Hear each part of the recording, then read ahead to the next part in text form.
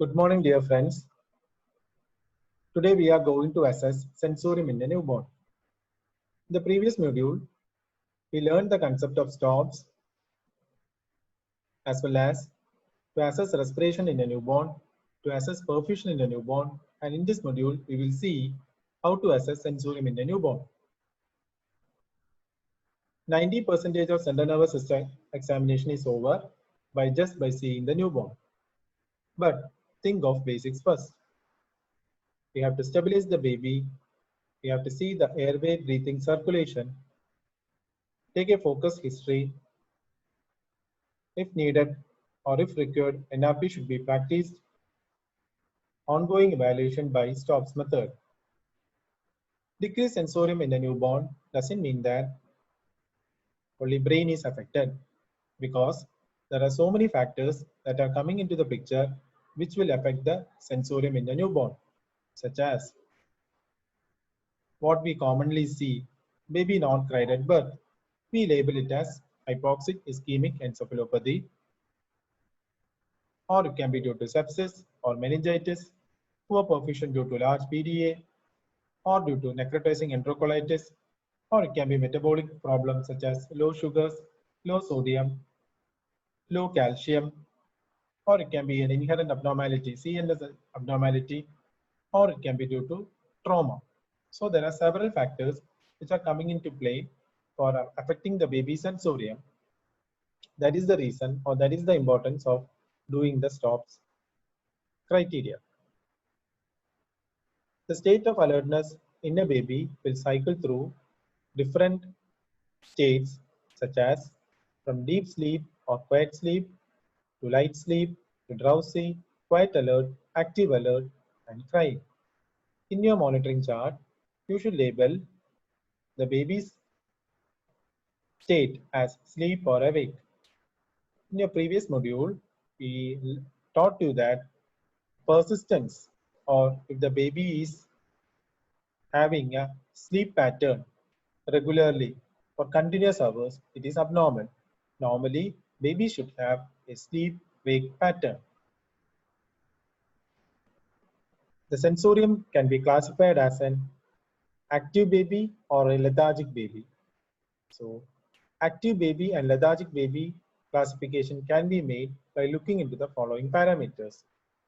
Just seeing the tone of the baby or posture of the baby, the responsiveness to stimuli, the cry pattern, the movements, as well as the feeding pattern. Tone, normally the babies will be flexed at the upper limbs and the lower limbs. The response to stimuli, baby will respond to sound, baby will respond to touch, babies will be consolable by feeding. Look at the spontaneous movements of the baby, look at the feeding pattern, the suck, swallow, respiratory coordination. See the video, you can see that.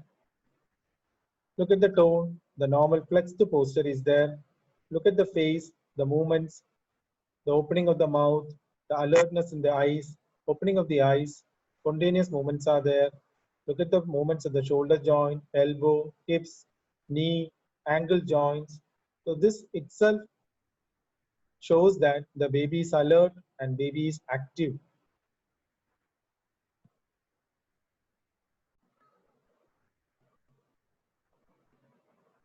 So what do you mean by neonatal encephalopathy? Neonatal encephalopathy is defined as a reduced level of consciousness, or the baby develops seizures, which is often accompanied by difficulty in maintaining and initiating the respiration and by depression of tone and reflexes. So the pattern of posture and tone, you can see that normally we will see this type of pattern or this type of pattern in NICU babies. So we will label this as normal. You can see the flexion at the upper limbs and the elbows, flexion at the lower limbs, as well as the adduction of legs near the abdomen. So what is abnormal? You can see that if the baby is keeping the upper limbs and the lower limbs in an extended pattern, with less spontaneous movements, and by lifting the baby also you can feel the tone of the axial as well as the appendicular muscles. So there is generalized hypotonia which is abnormal. Another pattern which is abnormal is there is flexion of the arms and the extension of the legs. This is also taken as an abnormal tone pattern in a term baby. I will end this session by a small case scenario. This is a term baby born to primary mother by emergency LSCS due to abruptio placenta. Baby not cried at birth and required resuscitation. Baby was intubated and at 2 hours of life, baby developed seizures. What is your plan of action? We have to stabilize the airway, breathing and circulation. In this baby, the baby is intubated, so connected to ventilator.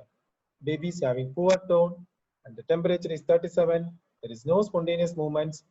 Baby is on a FiO2 of 60% with heart rate of 140, CRT less than 3 seconds and the RBS is 30. So this baby is having neonatal encephalopathy and the stops part, the sensorium is hypotonic, lethargic, the temperature is euthermic, oxygenation on a FiO2 of 60%, on ventilator, perfusion is good, and sugar, the baby is having hypoglycemia. So the plan of action is we have to give 2 ml per kg of 10% dextrose followed by intravenous infusion of 6 to 8 mg per kg per minute of 10% dextrose. Repeat sugar came as 60, but still seizures are there. So you have to see the calcium value in the sample we have taken. The calcium value is less, give 2 ml per kg of calcium gluconate 10% under cardiac monitoring. But in our baby, the calcium value came as normal. So the next step is to give injection phenobarbital. So the dose is 20 mg per kg of loading dose of pheno was given and the seizure got controlled. But still, we have to do the stops criteria to make sure that in the coming hours, the baby's condition is improving or deteriorating. So I will end my session with this case scenario. Thank you.